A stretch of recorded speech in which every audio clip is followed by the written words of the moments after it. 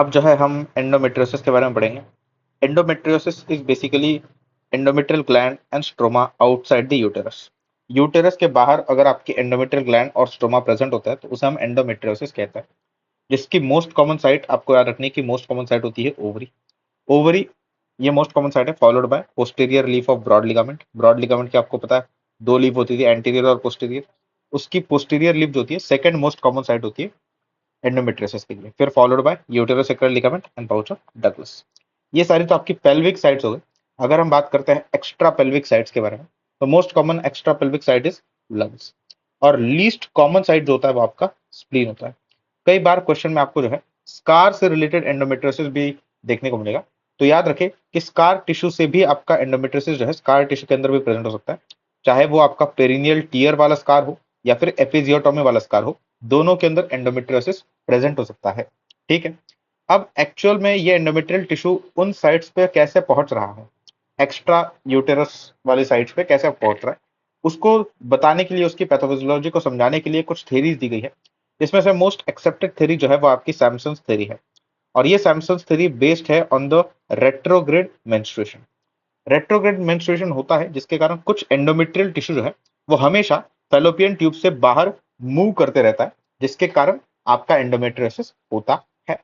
अब ये retrograde menstruation की रिस्क जो है आउटफ्लो ऑब्स्ट्रक्शन के अंदर इंक्रीज हो जाती है। और आउटफ्लो ऑब्स्ट्रक्शन की अभी तक हमने दो कंडीशंस पढ़ी, पहला है इम्परफोरेट हाइमन और दूसरा है ट्रांसवर्स सेप्टम। इन दोनों कंडीशंस के अंदर आउटफ्लो ऑब्स्ट्रक्शन होता है, दस increasing the risk of the retrograde menstruation. तो पहली हमने मोस्ट एक्सेप्टेड थ्योरी पढ़ ली, दैट इज सैमसन थ्योरी। फिर जो सेकंड मोस्ट एक्सेप्टेड थ्योरी है दैट इज योर सिलोमिक मेटाप्लीजिया, जिसको हम एक्टोपिक मलेरियन रेस्ट्स के नाम से भी जानते हैं। सिलोमिक मेटाप्लीजिया आपको नाम से ही समझ आ रहा है कि जो भी आपकी एक्टोपिक साइट है जहां पर एंडोमेट्रियोसिस हो रहा है, वहां का एपिथेलियम इट अंडरगोज मेटाप्लीजिया, और वो मेटाप्लीजिया के अंदर जाने के बाद कन्वर्ट हो जाता है इनटू एंडोमेट्रियल एपिथेलियम, जिसके कारण इसको हमने क्या नाम दिया, सिलोमिक मेटाप्लीजिया दिया। अब आपको अगर सवाल पूछ लिया गया कि एक फीमेल है जिसके अंदर मलेरियन अजेनेसिस हुआ है, तो क्या उस फीमेल के अंदर एंडोमेट्रियोसिस हो सकता है? तो अगर कुछ लोग बोलेंगे कि जी एंडोमेट्रियोसिस तो हो ही नहीं सकता, क्योंकि अगर मलेरियन अजेनेसिस हुआ है तो उस फीमेल के अंदर यूटेरस ही प्रेजेंट नहीं होगा, मेन यूटेरस ही नहीं होगा, तो फिर एंडोमेट्रियल टिश्यू किसी और जगह प्रेजेंट होने का बात ही नहीं है। तो हो सकता है मलेरियन अजेनेसिस के अंदर भी एंडोमेट्रियोसिस हो सकता है by this theory of mullerian rests. तो अगर क्वेश्चन में आपको मलेरियन अजेनेसिस फीमेल के अंदर आपको एंडोमेट्रियोसिस बोला जा रहा है, तो इस थ्योरी को आपको यूज करना, दैट इज मलेरियन रेस्ट वाली थ्योरी को। फिर हम बात करते हैं इम्यून मीडिएटेड थ्योरी के बारे में। ओके, तो ये थ्योरी जो है बेसिकली काउंटर करती है आपकी सैमसंग थ्योरी को। कैसे? सैमसंग थ्योरी कहती थी कि रेट्रोग्रेड मेंस्ट्रुएशन के कारण एंडोमेट्रियोसिस होता था, रेट्रोग्रेड मेंस्ट्रुएशन के कारण लेकिन हर फीमेल के अंदर कुछ ना कुछ हद तक थोड़ा बहुत रेट्रोग्रेड मेंस्ट्रुएशन तो होता ही है, लेकिन इसका मतलब ये तो नहीं है ना कि हर फीमेल के अंदर एंडोमेट्रियोसिस हो रहा है। तो इम्यून मीडिएटेड थ्योरी ये कहती है कि सबके अंदर रेट्रोग्रेड मेंस्ट्रुएशन तो होता ही है, लेकिन जिन फीमेल्स के अंदर, जो फीमेल्स डेफिशिएंट होती है सेल मेडिएटेड इम्यूनिटी और ह्यूमरल इम्यूनिटी के अंदर, उनके अंदर डेवलप होता है एंडोमेट्रियोसिस। ये आपकी इम्यून मीडिएटेड थ्योरी। फिर आपकी एक होती है जेनेटिक थ्योरी। जेनेटिक थ्योरी के अकॉर्डिंग जो फर्स्ट डिग्री रिलेटिव्स को अगर एंडोमेट्रियोसिस है, तो जो रिस्क होती है आपके एंडोमेट्रियोसिस होने की वो 7 टाइम्स इंक्रीज कर जाती है। और इसमें 4 जीन्स इन्वॉल्व है, केरास, एरिडोन, पी10 एंड पी आई3के। फिर हम बात करते हैं लिम्फेटिक थ्योरी के बारे में। लिम्फेटिक थ्योरी को हम हेल्बन्स थ्योरी के नाम से भी जानते हैं। और ये जो लिम्फेटिक थ्योरी मतलब हेल्बन्स थ्योरी, ये आपको सिर्फ एक जगह पर मार्क करनी है। अगर क्वेश्चन में ऐसा दिया जाए कि अ 15 ईयर ओल्ड फीमेल, 15 ईयर ज्यादा कम हो गया, अ 25 year old female having isolated umbilical endometriosis, तो आपको अगर थ्योरी बतानी है तो फिर ये थ्योरी बतानी है, Halban's theory, that is lymphatic theory. क्या कीवर्ड है? Isolated umbilical endometriosis. ठीक है, फिर जो एंडोमेट्रियोसिस है ये एक एस्ट्रोजन डिपेंडेंट डिसऑर्डर है। कैसे एस्ट्रोजन डिपेंडेंट डिसऑर्डर कैसे है? क्योंकि इसमें जो एक्टोपिक साइट पे प्रेजेंट है वो एंडोमेट्रियल टिश्यू ही तो है, और endometrial tissue under the effect of oestrogen proliferate करेगा और साइक्लिकली वो भी ब्लीड ही करेगा। तो इसीलिए एंडोमेट्रियोसिस जो है ये एक एस्ट्रोजन डिपेंडेंट डिसऑर्डर है, जिसका प्रेजेंटेशन का एज जो है वो 25 to 35 ईयर्स है, reproductive age group. Extremes of age जैसे कि अडोलसेंट, पेरीमेनोपॉजल, इन एज ग्रुप्स में ये अनकॉमन होता है। ठीक है, अब दो एप्लीकेशन वाले पॉइंट समझते हैं। अगर आपके पास, पहली बात मैंने बताई कि अडोलसेंट फीमेल्स के अंदर ये अनकॉमन होता है, लेकिन फिर भी अगर आपके पास आती है कोई 16 ईयर ओल्ड गर्ल आती है जिसका अभी मेनार्क शुरू हुआ है विथ एंडोमेट्रियोसिस, तो आप क्या सस्पेक्ट करोगे? आप सस्पेक्ट करोगे Mullerian abnormality. Mullerian abnormality present होगी कोई, जिसके कारण कोई आउटफ्लो ऑब्स्ट्रक्शन होगा, और उसके कारण अभी जो है फीमेल आ रही है विद एंडोमेट्रियोसिस। ठीक है, ये आप सस्पेक्ट करोगे अगर कोई अडोलसेंट गर्ल आपके पास आती है विद एंडोमेट्रियोसिस। सिमिलरली प्रेगनेंसी के अंदर क्या होता है? प्रेगनेंसी क्या है? प्रेगनेंसी एक ऐसा स्टेट है जिसके अंदर कंटिन्यूअसली हाई प्रोजेस्टेरॉन होता है। चूंकि हाई प्रोजेस्टेरॉन कंटिन्यूअसली प्रेजेंट होता है which down regulates the estrogen receptors. जब एस्ट्रोजन के रिसेप्टर्स का डाउन रेगुलेशन हो जाता है तो रिग्रेशन हो जाता है। किसका रिग्रेशन हो जाता है? आपके एंडोमेट्रियोसिस, मतलब जहां पर भी एक्टोपिक साइट पे आपका एंडोमेट्रियल टिश्यू प्रेजेंट है, एस्ट्रोजन के डाउन रेगुलेशन के कारण वो रिग्रेस कर जाएगा। फिर हम बात करते हैं रिस्क फैक्टर्स के बारे में। तो इतने सारे रिस्क फैक्टर्स हैं। पहला है अर्ली मेनार्क, लेट मेनोपॉज। इसके अंदर क्या होगा? अर्ली मेनार्क और लेट मेनोपॉज के अंदर मेंस्ट्रुएशन ज्यादा टाइम चलेगा। अगर मेंस्ट्रुएशन ज्यादा टाइम चलेगा तो रेट्रोग्रेड मेंस्ट्रुएशन के भी चांसेस ज्यादा होंगे। हैवी मेंस्ट्रुअल ब्लीडिंग, अगर हैवी मेंस्ट्रुअल ब्लीडिंग होगी तो ज्यादा मेंस्ट्रुअल टिश्यू जो है वो बाहर जाएगा रेट्रोग्रेड मेंस्ट्रुएशन के अंदर, यूटेरस के बाहर जाएगा। नली पैरिटी, नली पैरिटी के अंदर फीमेल जो है प्रेग्नेंट बहुत कम टाइम के लिए रहेगी या फिर प्रेग्नेंट ही नहीं होगी कभी। तो फिर अगर प्रेग्नेंट कभी नहीं होगी तो फिर प्रेगनेंसी तो प्रोटेक्टिव था ना, प्रेगनेंसी क्योंकि रिग्रेस कर रहा था, इसीलिए नलिपेरिटी जो है ये रिस्क फैक्टर में आ जाता है। बाकी Mullerian anomalies high association show करती है with outflow obstruction. Diethyl stilbestrol exposure, family history मैंने बताया था कि 7 टाइम्स इंक्रीज कर देता है रिस्क को। लो बीएमआई, मतलब अगर कोई टॉल थीन गर्ल है तो वो भी रिस्क फैक्टर है फॉर दी एंडोमेट्रियोसिस। तो ये 7 रिस्क फैक्टर्स है फॉर दी एंडोमेट्रियोसिस। प्रिवेंशन के लिए 4 चीजें हैं आपके पास। एक तो है ब्रेस्ट फीडिंग, लेट मिनार्क हो, ओके, लेट मिनार्क हो, अर्ली मेनोपॉज हो, मल्टीपैरिटी एंड स्मोकिंग। स्मोकिंग जो है अरोमेटिस की एक्टिविटी को डिक्रीज कर देता है, दस प्रिवेंटिंग एंडोमेट्रियोसिस। फिर हम बात करते हैं क्लिनिकल प्रेजेंटेशन कैसा होगा एंडोमेट्रियोसिस का। तो ये ट्रायड आपको पता होना चाहिए। इस ट्रायड में से आपको 2 भी चीजें अगर क्वेश्चन में दिख जाए तो आप पहले सस्पेक्ट करना शुरू कर दीजिएगा एंडोमेट्रियोसिस के बारे में। ट्रायड किसका है? पेन, इनफर्टिलिटी एंड एडनेक्सल मास का। इसमें जो पेन है ये प्रेजेंट कर सकता है as dysmenorrhea, chronic pelvic pain या फिर डिस्पैरियूनिया। ओके, तो ये तो आपका क्लासिकल ट्रायड हो गया जिसमें से अगर 2 भी चीज प्रेजेंट होगी तो आपको जो है सस्पेक्ट एंडोमेट्रियोसिस ही करना है। अदर प्रेजेंटेशन जो पॉसिबल होते हैं आइनीसेट के लिए इंपॉर्टेंट है। पहला है menstrual abnormality. Menstrual abnormality present कर सकती है in the form of menorrhagia या फिर इरेगुलर ब्लीडिंग। कुछ यूरिनरी और बावल सिम्टम्स भी आ सकते हैं अगर आपका ब्लैडर एंडोमेट्रियोसिस होता है या फिर बावल एंडोमेट्रियोसिस होता है। तो फिर अगर ब्लैडर एंडोमेट्रियोसिस हो रहा है तो फिर साइक्लिकल मेनोरिया, मतलब क्या कि हर महीने कुछ दिन ब्लड आएगा यूरिन के अंदर, और ये जो ब्लड आएगा यूरिन के अंदर ये मेंस्ट्रुअल ब्लड होगा। और बावल सिम्टम्स, अगर बावल एंडोमेट्रियोसिस होता है तो आपको कॉन्स्टिपेशन, इंटेस्टिनल ऑब्स्ट्रक्शन, ऐसे क्लिनिकल प्रेजेंटेशन के साथ आ सकता है फीमेल। फिर रेस्पिरेटरी सिम्टम मैंने बताया था, most common extra pelvic site lungs है। इसमें आपको जो है कैटामेनियल न्यूमोथोरैक्स एंड कैटामेनियल हीमोथोरैक्स देखने को मिलता है। कैटामेनियल का मतलब है एट मेंसेस, मेंसेस के टाइम पे आपको न्यूमोथोरैक्स, हीमोथोरैक्स ये देखने को मिल सकता है। और 7वां क्लिनिकल प्रेजेंटेशन है वाइकेरियस ब्लीडिंग। वाइकेरियस ब्लीडिंग मतलब bleeding at the abnormal sites, जैसे कि umbilical bleeding at the menses. ठीक है, तो ये तो हो गया आपके 7 क्लिनिकल प्रेजेंटेशंस एंडोमेट्रियोसिस के। फिर हम बात करते हैं कि आपको पर वजाइनल एग्जामिनेशन पे क्या फाइंडिंग्स मिलेगी in a patient of endometriosis. पर वजाइनल एग्जामिनेशन में सबसे इंपॉर्टेंट जो है वो ये है, that is retroverted fixed uterus आपको देखने को मिलेगा।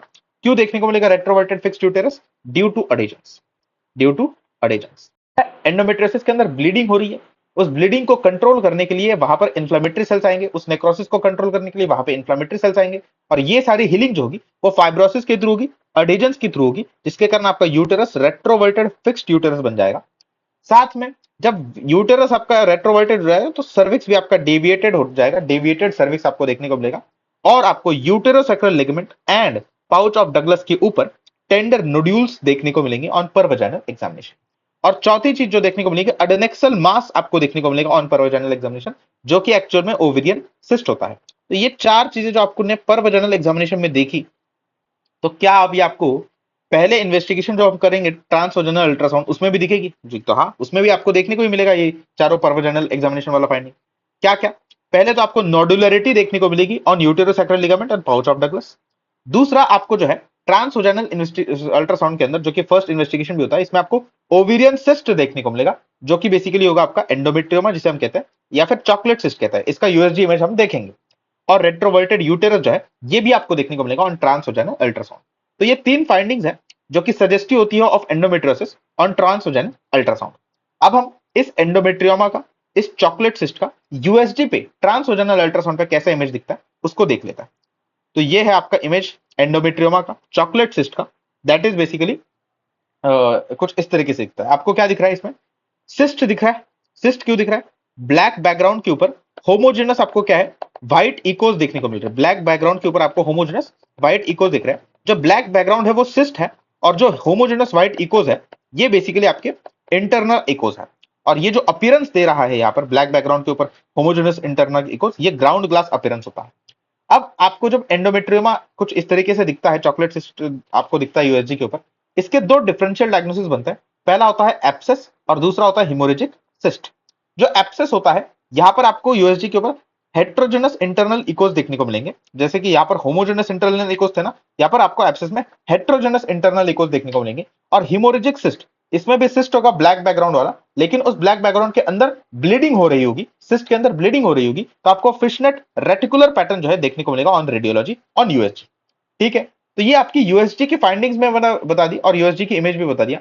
अब हम बात करते हैं जो दूसरा हम इन्वेस्टिगेशन करेंगे, जो कि आपका इन्वेस्टिगेशन ऑफ चॉइस भी होगा, जो कि हम करेंगे टू कंफर्म द डायग्नोसिस, वो होगा लैप्रोस्कोपी। देखो, अगर आपको डायरेक्टली पूछ लिया जाए कि what is the investigation of choice for endometriosis और ऑप्शंस में हिस्टोपैथोलॉजिकल एग्जामिनेशन और लेप्रोस्कोपी दोनों हो, तो आप पहले हिस्टोपैथोलॉजिकल एग्जामिनेशन को मार्क करोगे। लेकिन क्या होता है ना, हिस्टोपैथोलॉजिकल एग्जामिनेशन करने के लिए, मतलब बायोप्सी को लेने के लिए ही आपको लेप्रोस्कोपी करनी पड़ती है। इसीलिए जब भी आप हिस्टोपैथोलॉजिकल एग्जामिनेशन करोगे तब तब आपको लेप्रोस्कोपी तो करनी ही करनी है भाई। ओके, इसीलिए लेप्रोस्कोपी से आप दो चीजें कर सकते हो। एक तो आप बायोप्सी ले सकते हो टिश्यू से, जिसके बाद फिर आप एचपीई करोगे, मतलब हिस्टोपैथोलॉजिकल एग्जामिनेशन करोगे, और फिर आप जो है कंफर्म हो जाओगे, कंफर्मेटरी डायग्नोसिस आ जाएगा आपका एंडोमेट्रियोसिस का, अगर होगा तो। और लेप्रोस्कोपी से आप दूसरा काम भी कर सकते हो, दैट इज बेसिकली स्टेजिंग कर सकते हो आप एंडोमेट्रियोसिस की। तो पहले तो हम लेप्रोस्कोपिक फाइंडिंग्स को देखते हैं। तो पहली लेप्रोस्कोपिक फाइंडिंग होती है चॉकलेट सिस्ट। चॉकलेट सिस्ट आप देख रहे हो, ये दो इमेजेस है, पहली इमेज दूसरी इमेज। ये जो आपका सिस्ट दिख रहा है ये चॉकलेट सिस्ट है, ये भी आपको जो सिस्ट दिखा है ये भी चॉकलेट सिस्ट है। चॉकलेट सिस्ट बेसिकली ऐसा सिस्ट होता है जिसमें अल्टर्ड ब्लड प्रेजेंट होता है। बहुत दिनों से अगर ब्लड प्रेजेंट है तो उसको अल्टर्ड ब्लड कहता है। Cyst with Altered blood is your chocolate cyst. तो ये पहला लैप्रोस्कोपिक इमेज हो गया आपका। दूसरा लैप्रोस्कोपिक इमेज है ये आपका, ये जो आपका बैकग्राउंड है ये पेरिटोनियम वाला बैकग्राउंड है। और इस पेरिटोनियम बैकग्राउंड के अंदर आपको ये रेड फ्लेम लीजन्स देखने को मिल रहा है। ये रेड फ्लेम लीजन्स क्या है? ये बेसिकली आपके न्यू लीजन्स है। न्यू लीजन्स का मतलब क्या है कि यहां पर कोई एक्टोपिक एंडोमेट्रियल टिश्यू प्रेजेंट है पेरिटोनियम के ऊपर, और अभी it has undergone withdrawal bleeding, जिसके कारण आपको जो ये रेड नए फ्लेम लीजन जो है देखने को मिल रहे हैं। फिर आपको जो है ये आपको पेरिटोनियम ही है, और पेरिटोनियम के ऊपर आपको लैप्रोस्कोपिक इमेज के अंदर क्या दिख रहा है? ऐसे व्हाइट पाउडर सा दिख रहा है, और उस व्हाइट पाउडर के ऊपर आपको ब्लैक ब्लैक धब्बे दिख रहा है। तो इसको हम कहते हैं पाउडर बर्न्ट लीजन, जो कि ओल्ड लीजन्स होता है। पाउडर बर्न्ट लीजन्स है जो कि ओल्ड लीजन्स होता है। इसमें एक्चुअली हुआ क्या है, फाइब्रोसिस हो चुका है और with Altered blood. Okay, fibrosis हो चुका है विथ अल्टर्ड ब्लड, मतलब हीलिंग हो चुकी है और अल्टर्ड ब्लड के साथ प्रेजेंट है। ठीक है, हाँ जी ठीक है। अब मान लीजिए फाइब्रोसिस ज्यादा होने लगे और पेरिटोनियम टियर कर जाए, पेरिटोनियम फट जाए, तो फिर उसको हम कहेंगे Allen Masters syndrome, peritoneal in the endometriosis defect. Okay, peritoneal tear in endometriosis defect is called as Allen Master syndrome. ठीक है, तो ये मैंने आपको चार लैप्रोस्कोपिक फाइंडिंग बताई। पहला चॉकलेट सिस्ट, दूसरा मैंने बताया रेड फ्लेम जो कि न्यू लीजन्स होता है, फिर Allen Master syndrome, peritoneal defect, peritoneal tear, और पाउडर बर्न्ट लीजन्स जो कि ओल्ड लीजन्स होता है। तो ये चार हमने क्या देख लिया बेसिकली, लैप्रोस्कोपिक की फाइंडिंग्स देख ली। अब स्टेजिंग कैसे करते हैं लैप्रोस्कोपी के थ्रू वो देखते हैं। तो चार स्टेजेस होती है, minimal stage, mild stage, moderate stage, severe stage. जो मिनिमल स्टेज होती है इसके अंदर आइसोलेटेड इंप्लांट्स होंगे, एक इक्का दुक्का इंप्लांट्स होंगे, और ये भी सुपरफिशियल होंगे। ओके, माइल्ड स्टेज के अंदर इंप्लांट्स तो मल्टीपल है, लेकिन अभी भी ये क्या है, सुपरफिशियल इंप्लांट्स है। और जो एग्रीगेट डायमीटर है इन सारे इंप्लांट्स का वो लेस देन 5 सेंटीमीटर है। ओके, फिर जो मॉडरेट इंप्लांट होते हैं, मॉडरेट एंडोमेट्रियोसिस जो होता है, इसके अंदर सुपरफिशियल प्लस डीप दोनों इंप्लांट्स प्रेजेंट होते हैं। पहली बार डीप इंप्लांट्स कहां पे आ रहे हैं? पहली बार डीप इंप्लांट्स आपके मॉडरेट स्टेज के अंदर आ रहे हैं, और मॉडरेट स्टेज के अंदर सिर्फ डीप इम्प्लांट्स नहीं आ रहे, साथ में कुछ अडेजेंस भी आ रहे हैं। और डीप इम्प्लांट्स मतलब कितने डीप? मोर देन 5 मिलीमीटर डीप। और सीवियर के अंदर, सीवियर एंडोमेट्रियोसिस मतलब कुछ एनाटॉमिकल डिस्टॉर्शन ये कॉज कर ही रहा होगा, और साथ में डेंस अडेजेंस होंगे जिसके कारण एनाटॉमिकल डिस्टॉर्शन जो है वो हो रहा होगा। अब अगर चॉकलेट सिस आपको दिख रहा है लैप्रोस्कोपिक फाइंडिंग्स के अंदर, तो it is obviously severe stage of endometriosis. अगर आपको बावेल एंडोमेट्रियोसिस दिख रहा है, then it is obviously severe type of endometriosis. ठीक है, फिर हम बात करते हैं कि जो तीसरा इन्वेस्टिगेशन हम कर सकते हैं लैप्रोस्कोपी बायोप्सी के बाद, वो है आपका एमआरआई। अब एमआरआई पहली बात तो आप सारे पेशेंट्स के अंदर नहीं करते। अगर आप बावेल एंडोमेट्रियोसिस को सस्पेक्ट कर रहे हो, और आप ऐसा सस्पेक्ट कर रहे हो कि bowel endometriosis affecting the rectosigmoid area, तो फिर आपको एमआरआई जरूर कराना है, क्योंकि आपको फिर इस केस में अगर रेक्टोसिग्मॉइड एरिया इन्वॉल्व है, आपको मशरूम कैप साइन, ये नेम साइन जो है एमआरआई के ऊपर देखने को मिलती है, मशरूम कैप साइन। अगर आप मलेरियन एनोमलीज को सस्पेक्ट कर रहे हो, तो भी आप एमआरआई कर सकते हो। ब्लैडर एंडोमेट्रियोसिस को सस्पेक्ट कर रहे हो, तो भी आप एमआरआई करो। अगर डीप लीजन्स को आप सस्पेक्ट कर रहे हो which are more than 5 millimetre deep, तो भी आप एमआरआई करो। और अगर मान लीजिए आप डाउटफुल हो यूएसडी के ऊपर, तो भी आप जो है एमआरआई कर सकते हो, लेकिन सारे पेशेंट्स के अंदर एमआरआई जो है नहीं करते आप। फिर हम बात करते हैं CA-125। ये क्या है? एक ट्यूमर मार्कर है जो कि बहुत सारे डिसीजेस के अंदर बढ़ता है, जिसके ओवेरियन कैंसर के अंदर भी ये बड़ा होता है। ओके, ये इंक्रीज होता है एंडोमेट्रियोसिस के अंदर भी। नॉर्मल वैल्यू जो होती है इसकी लेस देन 35 यूनिट्स होती है। और एंडोमेट्रियोसिस अगर चॉकलेट सिस्ट के साथ है, तो इसको जो वैल्यू होती है वो 100 से ज्यादा या फिर 100 होती है। ओके, ओवेरियन कैंसर और एंडोमेट्रियोसिस दोनों के अंदर इसके लेवल जो है वो बड़े हुए लेंगे। लेकिन फिर आप डिफरेंशिएट कैसे करोगे? पहली बात तो ओवेरियन कैंसर जो होगा वो ओल्डर एज के साथ होगा, ओल्डर एज ग्रुप का प्रेजेंटेशन होगा। तो वही एंडोमेट्रियोसिस का 25 से 35 साल के एज ग्रुप का प्रेजेंटेशन होगा। और एंडोमेट्रियोसिस में यूएसजी के ऊपर आपको सॉलिड कंपोनेंट जो रहेगा, जो कि हेट्रोजेनस रहेगा।